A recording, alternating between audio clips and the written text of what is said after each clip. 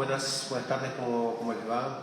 Estaba esperando que se unieran algunos de sus compañeros, pero bueno, vamos a comenzar. Total, vivo, la idea es dejarlo grabado acá en el canal de TV de Instagram, así que en ese sentido, bueno, mientras vayan entrando, de última verán la primera parte luego, si es que no lo han podido hacer. Así que bueno, en principio mi nombre, creo que varios de ustedes me conocen, mi nombre es Roberto Cabrera Morales y estoy ahora a cargo de la cátedra de Clínica 1, Psicoanalítica. El equipo de cátedra está formado por Aníbal Mendiburu. Lamentablemente hoy no podemos hacer una clase inaugural, fundamentalmente por el tema del aforo,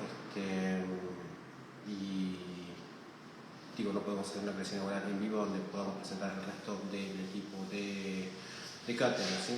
Así que lo voy a nombrar: Aníbal Mendiburu, licenciado Aníbal Mendiburu, la magíster Georgina Bauer, que es la especialista Maika Zurraco, y la licenciada Pamela Franco, son los JTP de la cátedra, ¿sí? Con ellos ustedes se han inscrito en las diferentes comisiones, ¿sí? Además de eso, este año contamos con varias propuestas de inscripción, con Aldana Mansur, que es recientemente graduada, junto con Carolina García, Azul Pillón, Romina Nini y Tamara Sar. Son las adscritas que van a trabajar con nosotros este año, primer cuatrimestre, y seguramente en el segundo cuatrimestre, cuando veamos las actividades que vamos a pensar para ese segundo cuatrimestre, ¿sí? Bien, además de eso tenemos un docente ayudante, ¿sí? Alumno, Mariano Peduzzi, ¿sí? Así que ahí estaría completo el equipo de la cátedra de Clínica 1, ¿sí? Ahí nos habíamos comunicado un poco por vía Facebook, no sé si se escucha bien, vía Facebook, en relación a este comienzo, que ha sido un comienzo atípico, un poco más atípico aún que el del año pasado, porque el año pasado más o menos sabíamos con bastante antelación las condiciones en las cuales iba a desarrollarse las clases, pero bueno, este año nos encontramos con esta situación de la presencialidad cuidada, pero además de eso, ustedes deben haber leído la comunicación del Ministerio de Salud de Nación, las palabras de la doctora Bisotti, cuando plantea que se queda sin efecto la obligatoriedad de la distancia de 2 metros, ¿sí? Entonces, en ese sentido, es muy probable que las condiciones que están pautadas hasta ahora, con los documentos que Secretaría Académica envió a último momento, no se mantengan tal. Pero bueno, vamos a tener que esperar de igual forma para ver qué resuelve la provincia de Entre Ríos. Seguramente esto va a modificar el sistema de burbujas y después qué definición toma la universidad UADER en relación a ello, ¿sí? Así que hasta que no haya nuevas resoluciones, vamos a mantenernos con lo que tenemos hasta ahora, ¿sí? Nosotros habíamos pensado varias cosas desde el último diciembre, y a sabiendas que los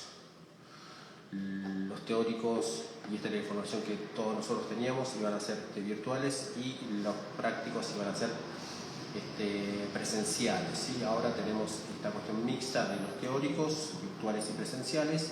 Los prácticos se mantienen siendo presenciales, ¿sí?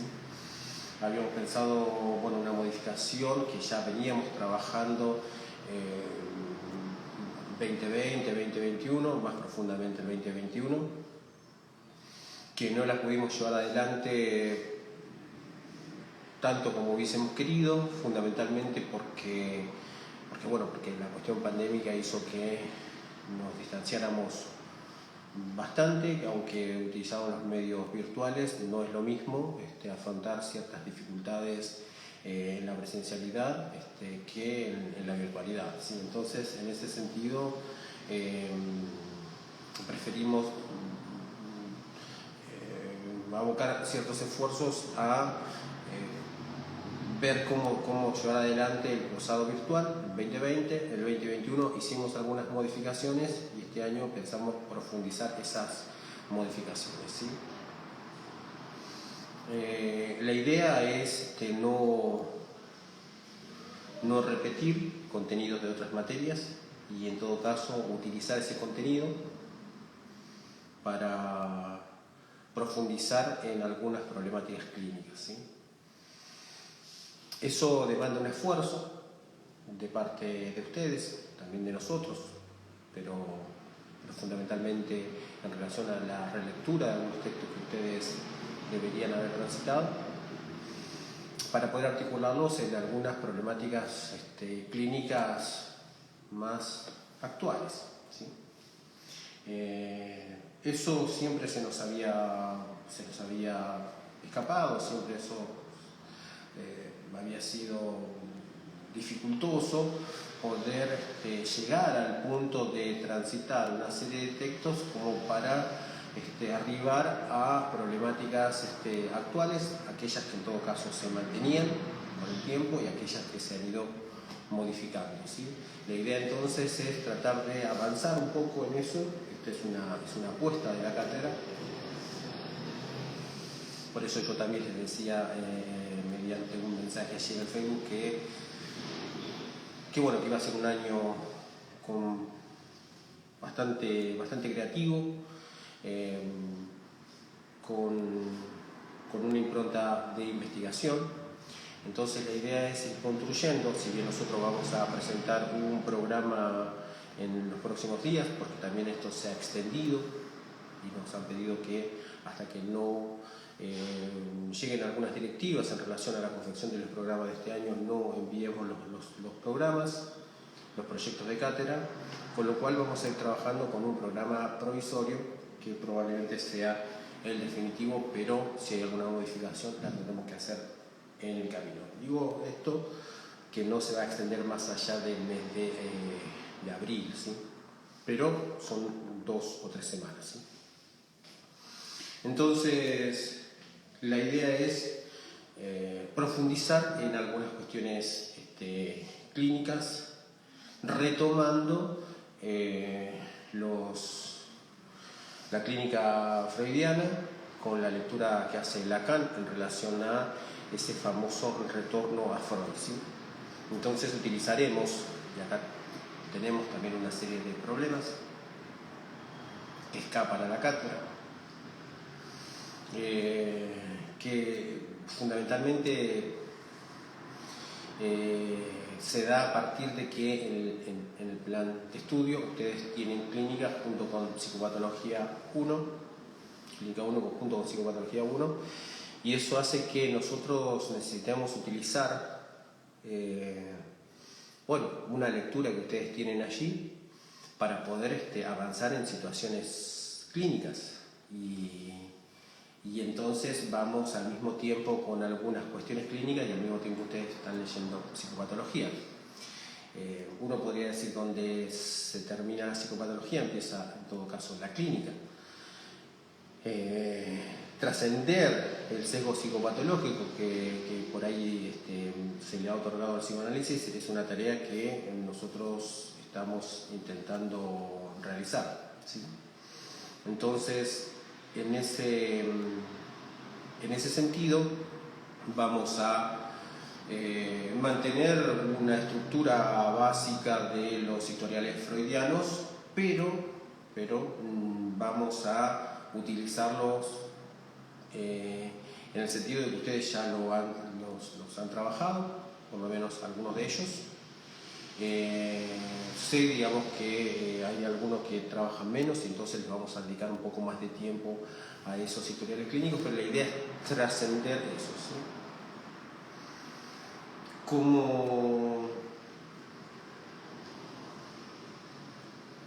La presencialidad cuidada implicaba un mínimo de presencialidad del 70%, ¿sí? Como ustedes deben saber, y una virtualidad que no pudiera exceder el 30%. A nosotros se nos complicó pensar la estructura que traíamos de años anteriores, que era el teórico, un seminario y los 3 prácticos, ¿sí? Entonces, en ese sentido, hicimos en lugar de retroceder, avanzamos un poco más. Lo que también algunos conocen como huir para adelante, ¿sí? La idea era bajar ciertas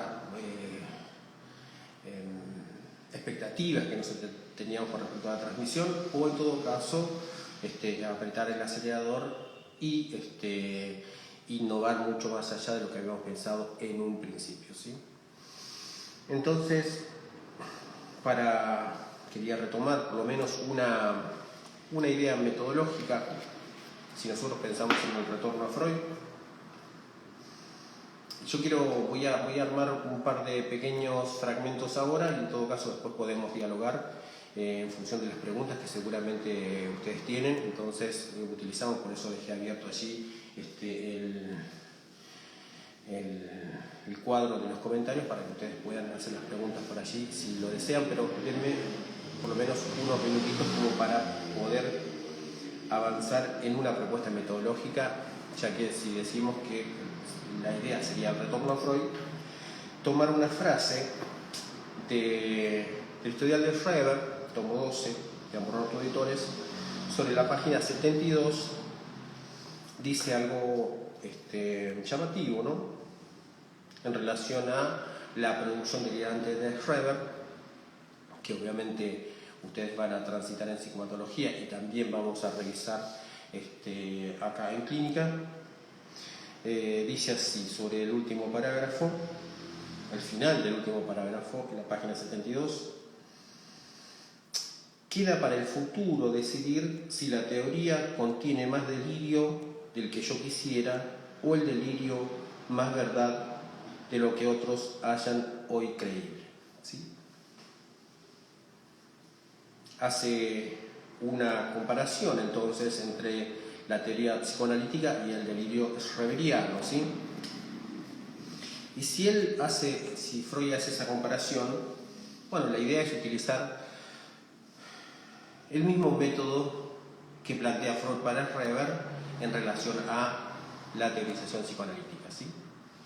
Él lo dice así en el punto 2, intentos de interpretación, la página 34, dice: desde 2 ángulos uno podría ensayar el avance hacia una inteligencia y descubrir en él los consabidos complejos y fuerzas funcionales de la vida anímica, ¿sí?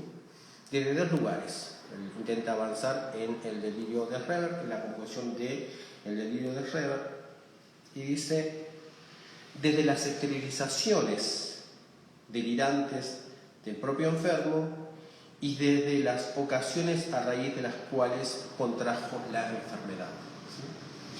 En ese sentido, lo tomamos como una premisa metodológica.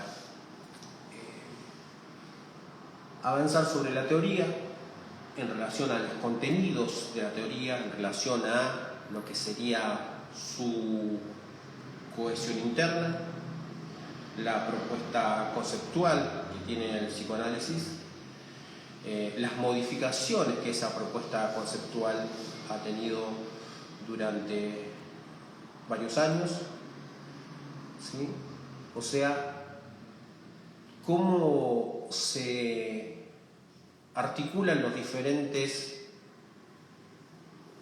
conceptos al interior de la teoría psicoanalítica, o sea, el contenido de la teoría psicoanalítica, así como Freud propone analizar el contenido del delirio, ¿sí?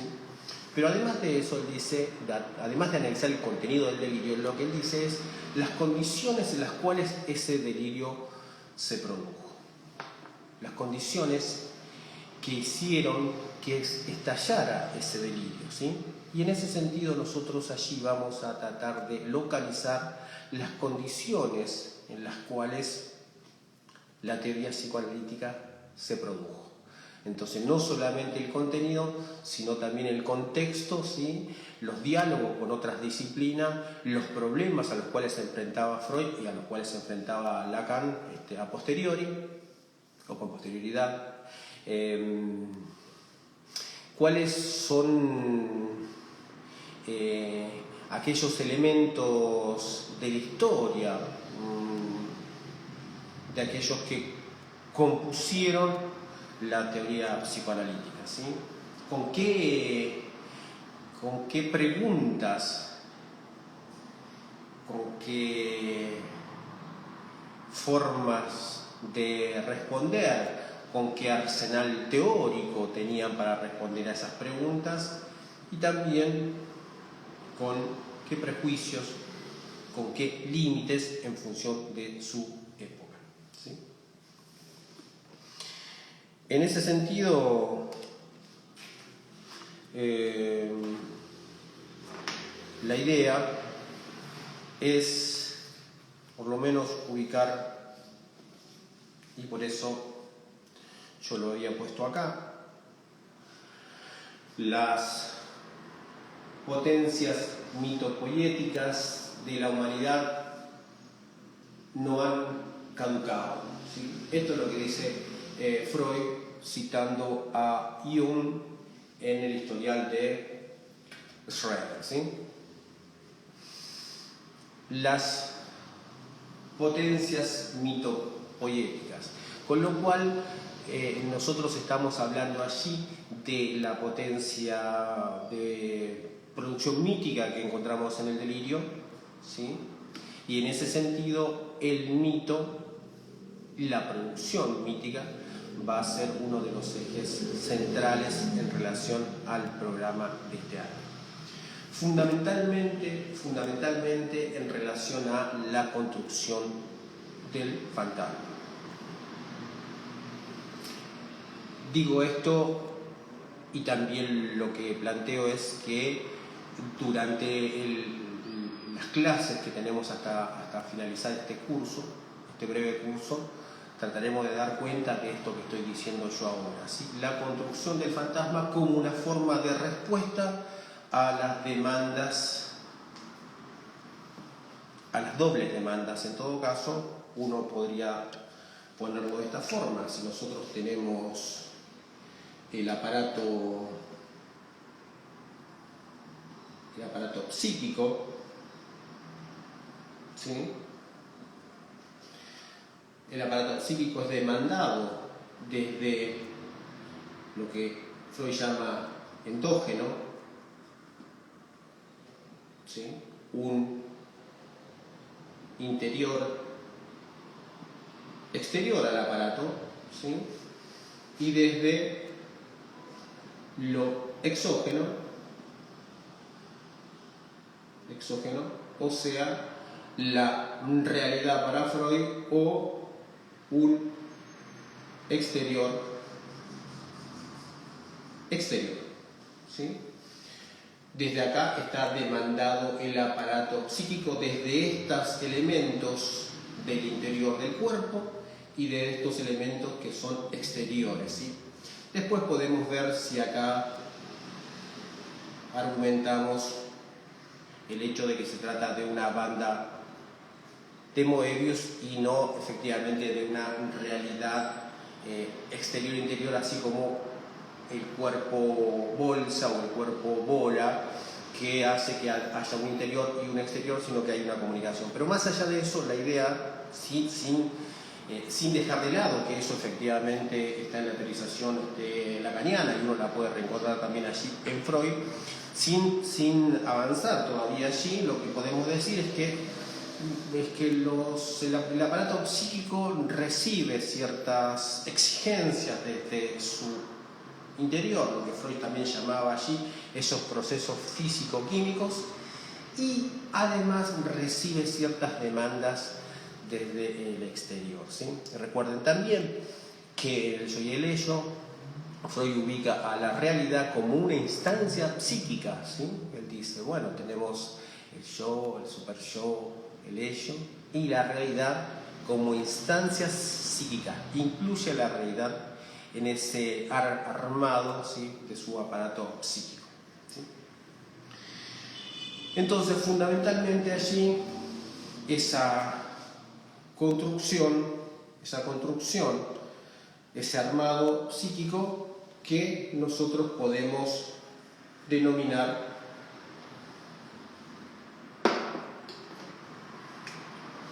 como fantasma, ¿sí? La relación del sujeto con sus objetos, ¿sí? Esto es una, vamos a ponerlo así entonces, una A. La pregunta que nosotros tenemos acá, y que ustedes han visto en psicopatología, o lo van a ver también en psicopatología, es si existe o no un armado fantasmático de la misma forma en la neurosis y en la psicosis. Yo tomé esta cita, ¿sí?, de Schreber para pensar allí la psicosis, pero lo que tenemos acá es que el armado del fantasma fundamentalmente está referido al armado de la neurosis. Con lo cual, una de las primeras cuestiones que tenemos allí como camino en función de este año es pensar el diagnóstico diferencial, fundamentalmente pensando el diagnóstico como un diagnóstico relacional, como un diagnóstico entre el sujeto y el otro con mayúsculas, este otro lacaniano, ¿sí?, ese gran otro, ¿sí? En ese sentido, si lo que tenemos es la idea de avanzar sobre el análisis del diagnóstico diferencial, fundamentalmente para pensar una dirección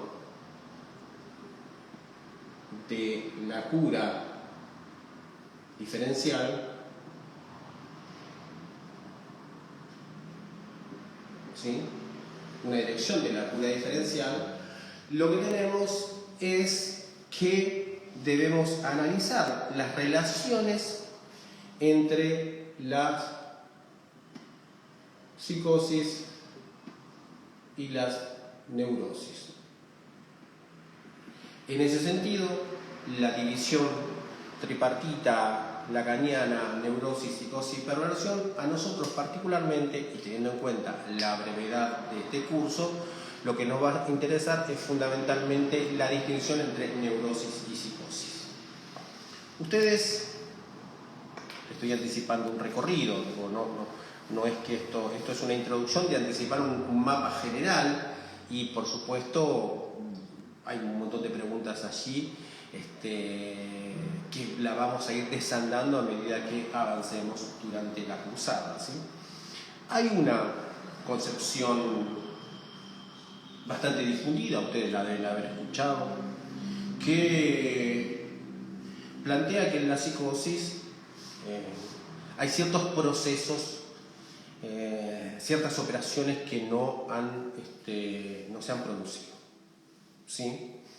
Y que algo que en la neurosis aparece funcionando, en la psicosis eso no existe como tal, ¿sí?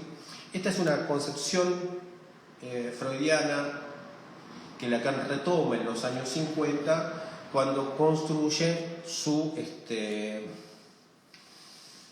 concepto de forclusión del nombre del padre, ¿sí? Concepto que ustedes reconocen allí como siendo aquello que funda la estructura de la psicosis. Pero esa concepción, ¿sí?, que obviamente vamos a revisar, ¿no? A repasar, deja a la psicosis en cierto déficit.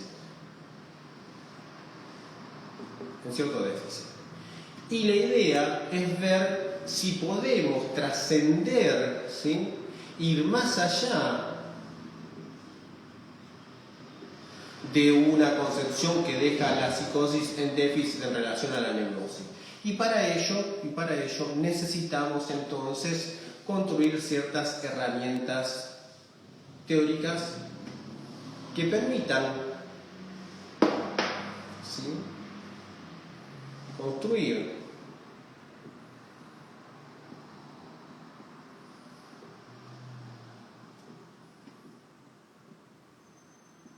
herramientas teóricas que nos permitan, vamos a así,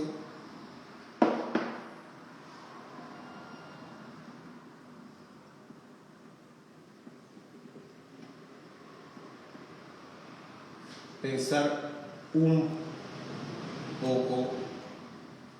poco más. Estoy haciendo muy amplio, pero fundamentalmente como para después empezar ahí a ceñir cuál es nuestro programa de trabajo de este año, ¿sí? Entonces la idea es, la necesidad para poder trascender esta concepción deficitaria de la psicosis, ¿sí?, construir ciertas herramientas teóricas, ¿sí?, que no las vamos a encontrar o por lo menos no las podemos encontrar, no las hemos encontrado en la bibliografía que ustedes han trabajado o mínimamente allí, ¿sí? Y en todo caso tiene que ver con una concepción lacaniana, ¿sí?, del armado estructural, del armado de la subjetividad, que es de los años 70, ¿sí?, lo que se llama la última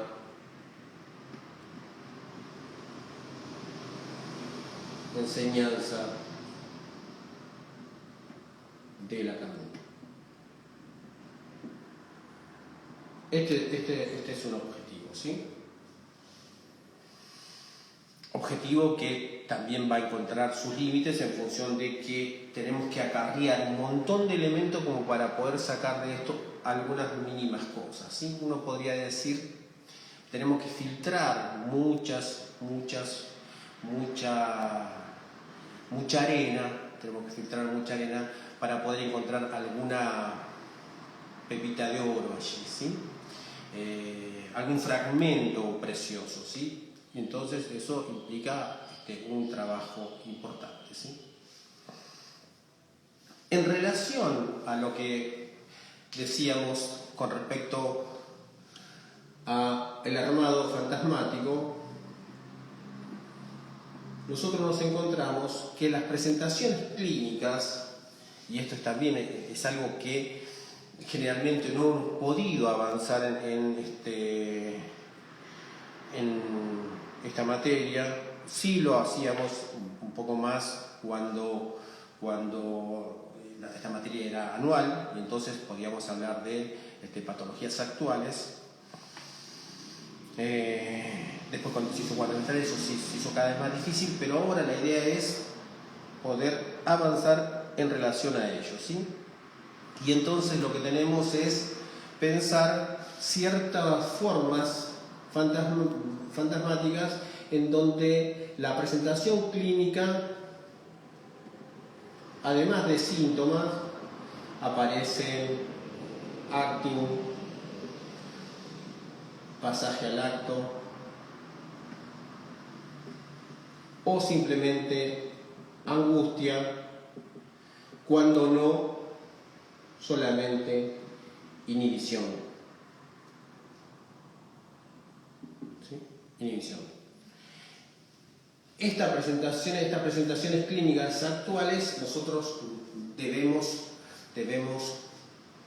repasarlas, debemos tenerlas en cuenta, porque es justamente aquello que uno se encuentra rápidamente cuando piensa en la clínica, por ejemplo, de las neurosis y fundamentalmente el trabajo con adultos, ¿sí? Y digo esto también porque el otro eje, además de pensar esta clínica, es que el fantasma se construye en momentos en momentos que son cruciales, ¿sí? Uno podría llamarlo acá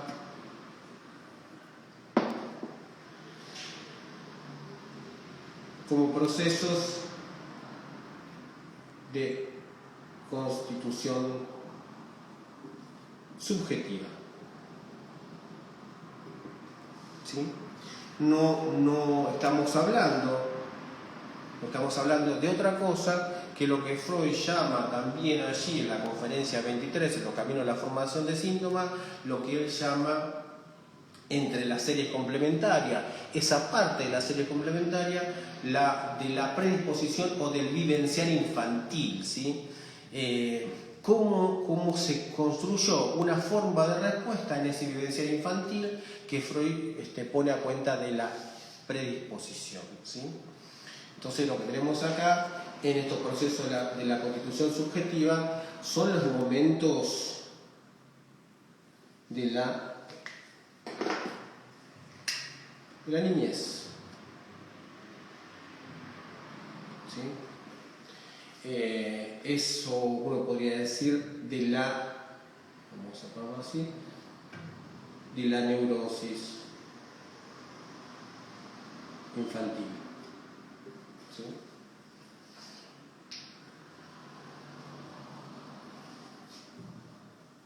Y si nosotros ponemos en juego esto, nos vamos a dar cuenta que un elemento que Freud ubica en el psicoanálisis, mejor dicho, un elemento que hace del psicoanálisis una ciencia, una praxis, una práctica particular, es que a diferencia de las otras formas, de las otras elaboraciones teóricas cuyas personas que elaboraron esas teorías no negaban la existencia de la sexualidad, es con Freud que introduce la sexualidad en el centro de su teoría, ¿sí? Aquello que aparecía como periférico, llámese sueños, lapsos, chistes, actos fallidos, y también aquello que la sociedad había en ese momento dejado en un estado que no la incluía dentro de las cosas que se decían, ¿sí?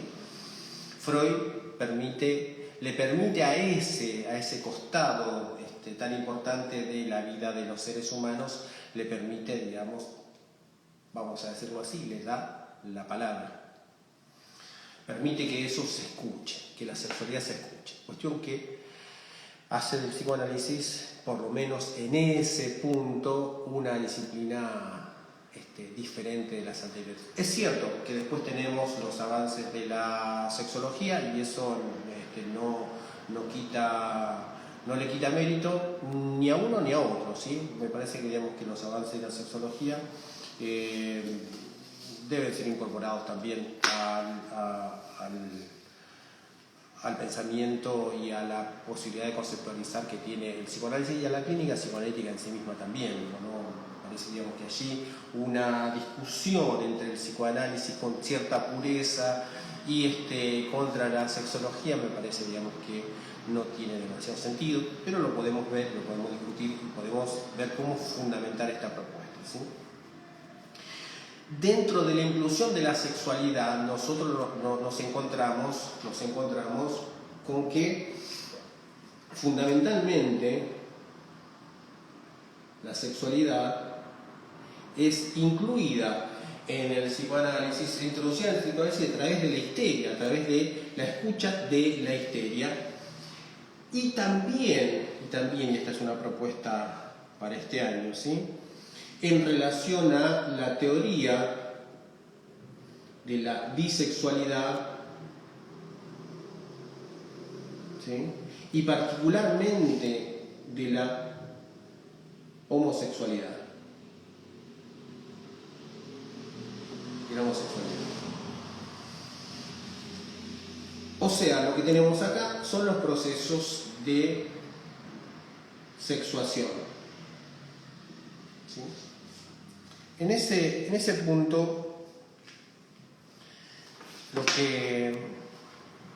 que tenemos es que Freud toma los elementos de ese determinado momento para pensar la sexualidad. Ustedes recuerden que psicopatía sexualis es de fines del siglo XIX, ¿sí? Es el eje de 3 ensayos, está desde la elaboración de ese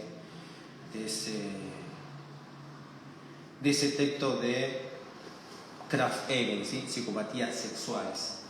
En ese punto no podemos, si hablamos de posiciones sexuadas, si hablamos de proceso de sexuación, no podemos dejar de lado lo que hoy en día se llama perspectiva de género, disidencias sexuales, ¿sí? O también, por ejemplo, transgénero, ¿sí? O identidad de género, etc. ¿Sí? No podemos dejarlo de lado, ¿sí? Acá en ese punto entonces anotaríamos, ¿sí?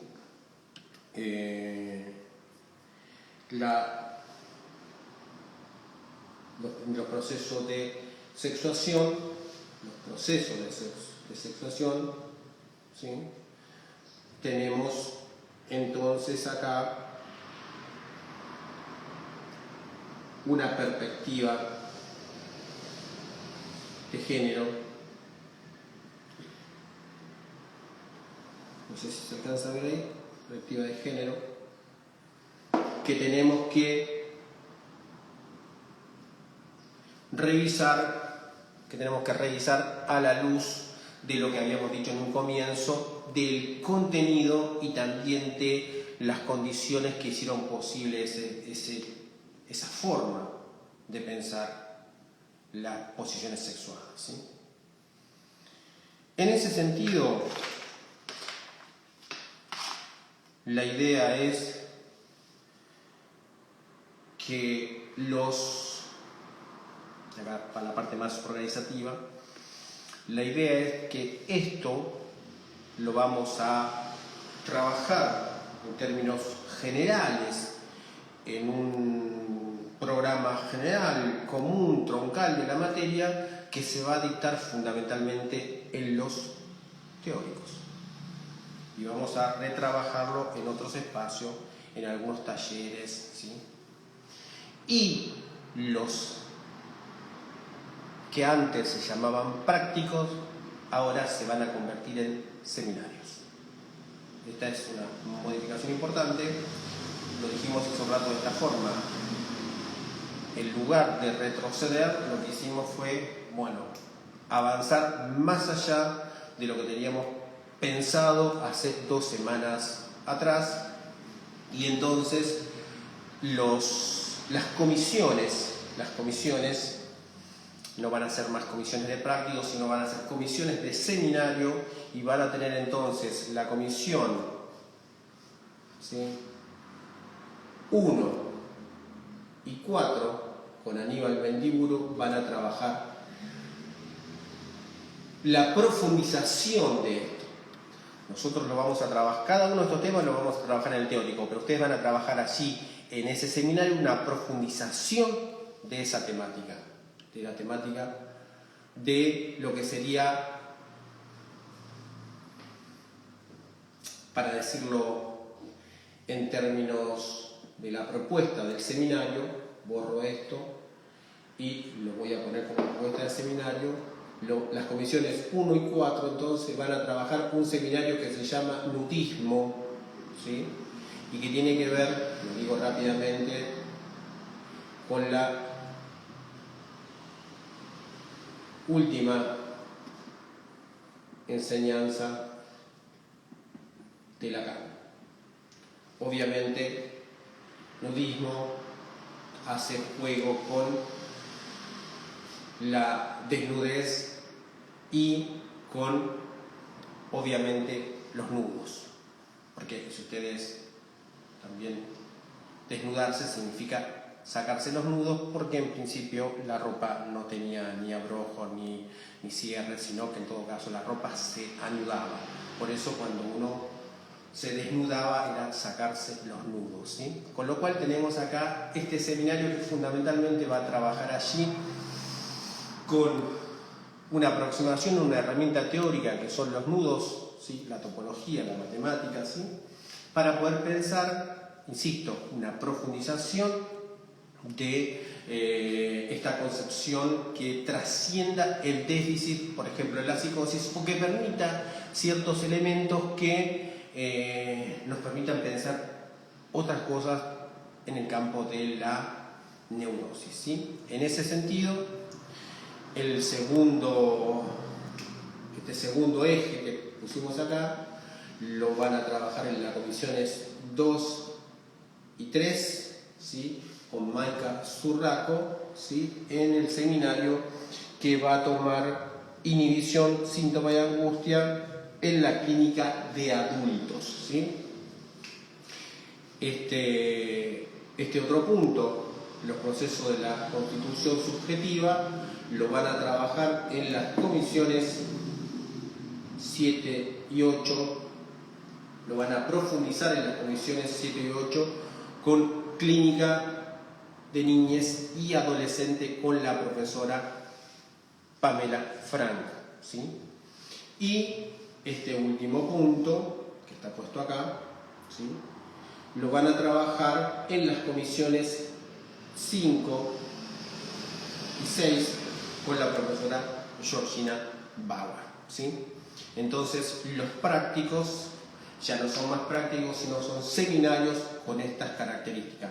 Los nombres y el programa correspondiente de profundización lo van a tener ustedes una vez que comiencen allí los seminarios. Ya me voy a confundir bastante durante un tiempo llamándole práctico seminario, pero la idea es que son seminarios de profundización temática, ¿sí? En ese sentido, entonces, lo que nosotros tenemos es, en esa organización, que ustedes dicen, bueno, ¿qué sucede con aquellos aquello de nosotros, que queríamos cursar, digamos, más una profundización de acá y no esta, o más esta y no esta, o más esta y no esta, y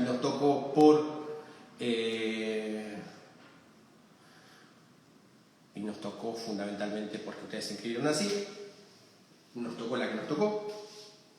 La idea es, en el segundo cuatrimestre, va a ser las lecciones en torno al objeto, teniendo en cuenta estas cuatro seminarios, para que ustedes allí, alguno que quieran, recuerda que las lecciones en torno al objeto no son obligatorias, alguno que quiera profundizar en esa temática tenga esa posibilidad, ¿sí? No va a ser exactamente el mismo seminario, sino que en todo caso va a ser un raconto de los elementos más centrales de los seminarios en las lecciones en torno al objeto, ¿sí? Entonces, cuestiones más pragmáticas. En el Xiu Guaraní, recuerden que yo les voy a mandar algunos mensajes por allí, los docentes también de las comisiones de los seminarios les van a mandar mensajes por el Xiu Guaraní y también por el Moodle, ¿sí? En el Moodle ustedes van a encontrar la página, el aula del teórico, donde vamos a, además de dejar colgado la fundamentación del programa y los enlaces a las clases, si es que seguimos teniendo clases virtuales, la bibliografía, el material digitalizado, etc., ¿sí? Además de eso, ustedes van a tener las aulas unificadas de Aníbal Mendiburu, la 1 y la 4, que van a tener que obtener la clave para inscribirse allí. La gente que ya se inscribió sin clave ya está inscrita. Las comisiones la comisión 2 y 3 en el aula Moodle a cargo de Maika Zurraco. Las comisiones 5 y 6 a cargo de Georgina Bauer y la comisión 7 y 8 a cargo de Pamela Franco. Además de eso, tenemos otro espacio allí que vamos a ir dándole cuerpo ya en las próximas semanas, que es un espacio taller que vamos a trabajar algunas actividades, algunas van a ser virtuales, algunas van a ser presenciales, con las adscriptas de la cátedra y con el ayudante docente alumno, ¿sí? Y además de eso van a encontrar un aula que es el aula del grupo de estudio clínica y crítica, que probablemente organicemos alguna actividad y que se verá reflejada en esa aula del Moodle, ¿sí? Para lo que le interesa, yo calculo, bueno, acá Candela Hate pregunta, ¿no?, si hay posibilidad de cambiarse de comisión en caso de querer participar en otro seminario. Nosotros no podemos hacer ese cambio de comisión. Lamentablemente la cosa está muy estrechada en relación a los aforos también, pero además de eso lo que tenemos es los espacios físicos. Entonces las comisiones ahora tienen 45 estudiantes y con eso ya es bastante para una aula pequeña como la que tenemos en otra facultad. Entonces no vamos a poder cambiar de comisión. Si les interesa otro, lo que yo les había dicho entonces es que la idea es poder cambiar, hacerlo en el segundo cuatrimestre. Una opción que me parece que sería posible es si el cambio se hace de uno a uno, ¿no? Si alguien de una comisión quiere participar de la otra y el otro quiere participar de la otra, me parece que a ese punto podríamos llegar, siempre y cuando podamos hacer ese balance entre las diferentes comisiones, ¿sí?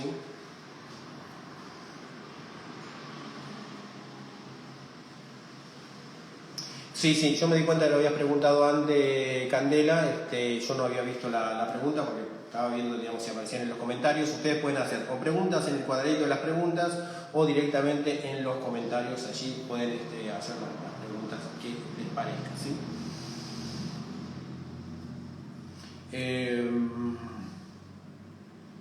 Para la regularización, que es una de las cosas que ustedes todavía no preguntaron y me parece, digamos, que les interesa sobremanera. La cuestión es la siguiente, hay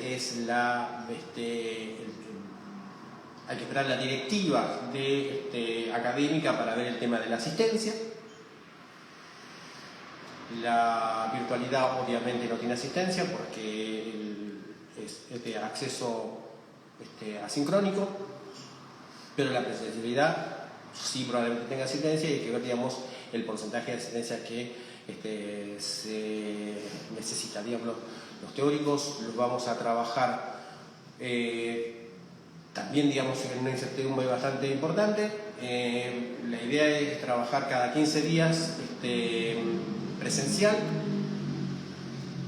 o sea, el próximo, no el próximo, el lunes no, sino al otro, digamos, tendríamos un encuentro presencial. Ahí ya vamos a saber si vamos a tener sistema de burbujas o no, y entonces yo me voy a comunicar con ustedes vía la plataforma Moodle, vía el SIU, vía Facebook, para poder ir viendo allí esa situación que cambia todos los días.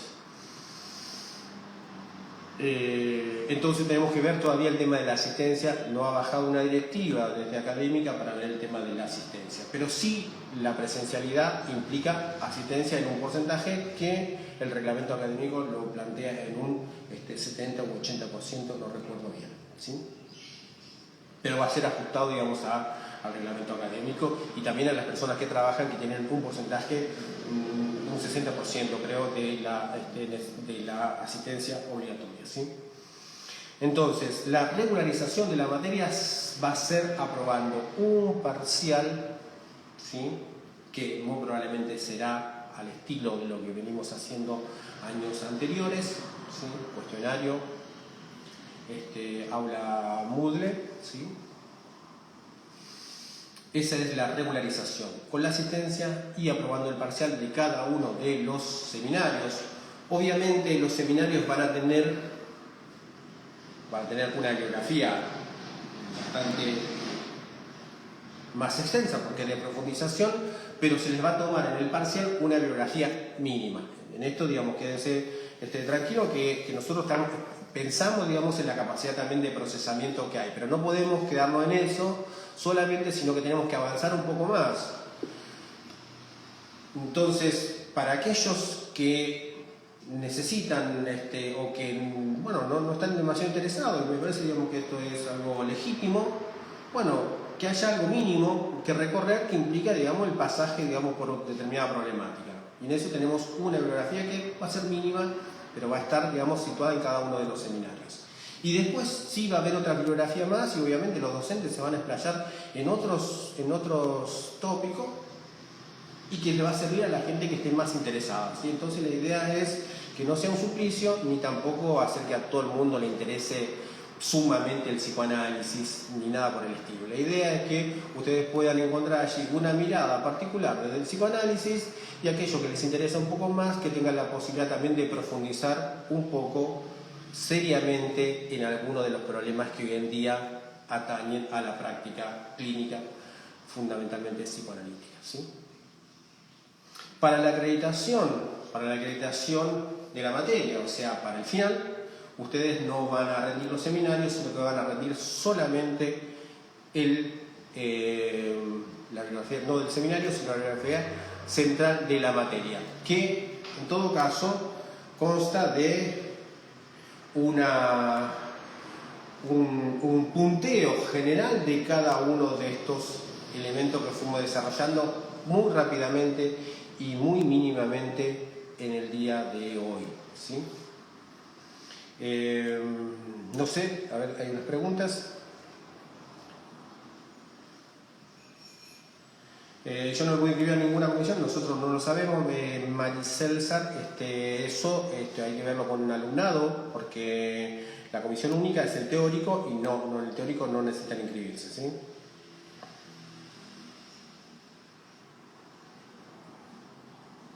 Bien. No sé si hay algunas preguntas porque el vivo está por terminar en función de que es una hora, ¿sí? Que son y 56.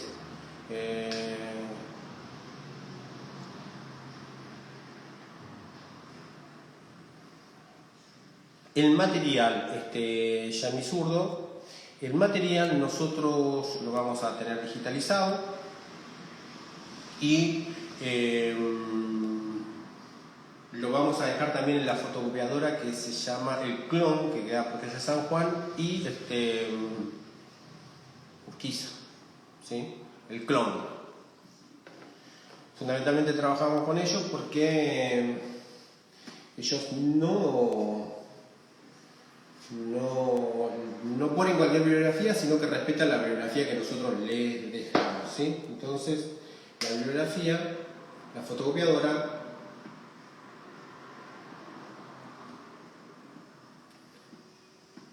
el clon, ¿sí? Y para la vez que viene, este texto ya lo tienen, en la fotocopiadora. Vamos a trabajar, para ya avanzar un poco más, vamos a trabajar el capítulo 1 del seminario 1 de la CAN. Eso es próxima clase. Con la esperanza de que muchas de las cosas que yo dije hoy se van a ir aclarando, ¿sí? Cuando hablamos del tema de la producción mítica, del fantasma, de los procesos de circulación, de ese entre que se encuentra, en el que se encuentra el sujeto, podemos irlo aclarando a medida que avancemos en las clases. No, el clon no tiene el material actualizado aún. Yo pasé por allí y me dijeron que no estaba actualizado.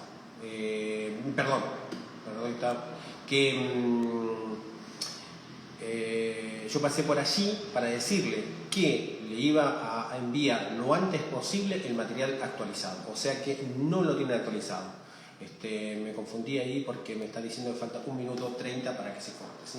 Si ustedes quieren podemos cortar acá y hacemos un vivo que no va a quedar grabado, pero podemos hacer algunas preguntas un poco más distendidas en relación a lo que ha quedado como duda, ¿sí? Pero necesito terminarlo ahora para poder que quede grabado, ¿sí?